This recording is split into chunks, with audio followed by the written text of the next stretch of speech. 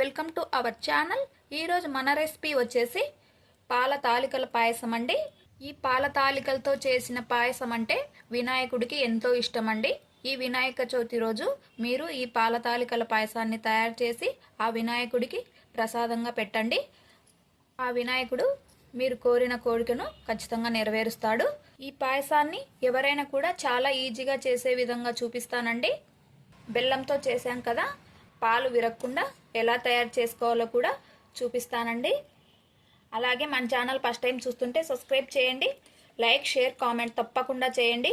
Like చేయడం మర్చిపోతున్నారండి. Please ఒక like అయితే తప్పకుండా చేయండి. ఈ టేస్టీ రుచికరమైన పాయసాన్ని ఎలా తయారు చేసుకోవాలో ఇప్పుడు చూసేయండి. ముందుగా స్టవ్ వెలిగించుకొని స్టవ్ పైన ప్యాన్ పెట్టుకొని 1 కప్పు నీళ్ళని పోసుకోవాలి. ఈ నీళ్ళల్లోనే 2 స్పూన్ల బెల్లంని వేసుకోవాలి. ఈ నీళ్ళని మరిగించుకోవాలి. ఇలా నీళ్లు మరుగుతున్నప్పుడు పొడి బియ్యం పిండి 1 కప్పు వేసుకోవాలి. 1 కప్పు నీళ్ళకి 1 కప్పు పొడి బియ్యం పిండిని వేసుకోవాలి.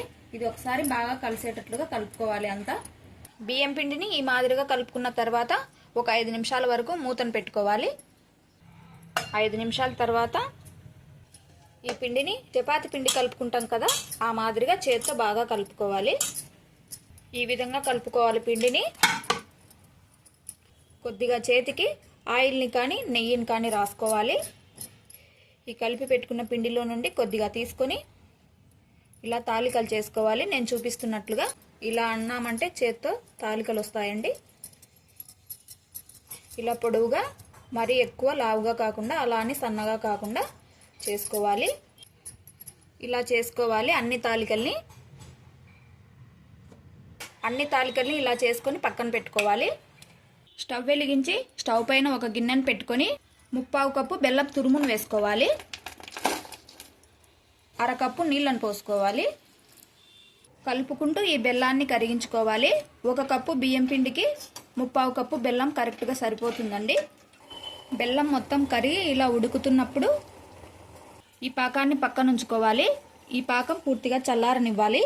ఇప్పుడు స్టవ్ పైన ఒక ప్యాన్ పెట్టుకొని కొద్దిగా నెయ్యిని వేసుకోవాలి. కొన్ని జీడిపప్పు పలుకుల్ని, కొన్ని కిస్మిస్ను వేసుకొని వేయించుకోవాలి. ఇవి వేగాయి. ఒక ప్లేట్లోకి తీసుకోవాలి. ఇదే ప్యాన్లోనే ఒక 1/2 లీటర్ వరకు పాలను పోసుకోవాలి. చిక్కటి పాలనే పోసుకోవాలి. అప్పుడే పాయసం అనేది టేస్టీగా ఉంటుంది. పాలు పొంగు వచ్చేంత వరకు మరిగించుకోవాలి. పాలు మరిగి ఇలా పొంగు వస్తున్నప్పుడు మీడియం ఫ్లేమ్లో ఉంచుకోవాలి. సగ్గుబియ్యాన్ని ఒక అరగంట ముందు నానబెట్టుకోవాలి. 1 స్పూను సగ్గుబియ్యం ఈ మరుగుతున్న పాలల్లో వేసుకోవాలి. 2 నిమిషాలు ఇలా కలుపుకుంటూ సగ్గుబియ్యాన్ని పాలల్లో ఉడికించుకోవాలి. సగ్గుబియ్యం ఉడికి కొద్దిగా మెత్తబడిన తర్వాత ముందుగా తయారు చేసి పెట్టుకున్న తాలికల్ని వేసుకోవాలి. తాలికలు వేసిన తర్వాత కదిలించద్దండి. 10 నిమిషాలు మంటని మీడియం ఫ్లేమ్లో పెట్టుకొని ఉడికించుకోవాలి. 1 కప్పు తీసుకొని 1 స్పూన్ పొడి బియ్యం పిండిని వేసుకోవాలి. కొద్దిగా నీళ్ళని పోసుకుంటూ ఉండలు లేకుండా కలుపుకోవాలి. ఈ విధంగా కలుపుకోవాలి. 10 నిమిషాల తర్వాత తాలికలు ఉడికాయి. ముందుగా పొడి బియ్యం పిండిని నీళ్ళల్లో కలుపుకున్నాం కదా, ఆ మిశ్రమం వేసుకోవాలి. వేసిన తర్వాత ఒకసారి కలుపుకోవాలి. మళ్ళీ ఒక 10 నిమిషాల వరకు ఉడికించుకోవాలి. ఇప్పుడు ఇందులో 1/2 టీ స్పూన్ యాలకుల పొడిని వేసుకోవాలి. ముందుగా వేయించుకున్న జీడిపప్పు, కిస్మిస్ని వేసుకోవాలి.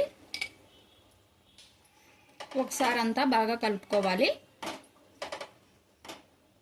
ముందుగా కరిగించుకున్న బెల్లాన్ని వేసుకోవాలి.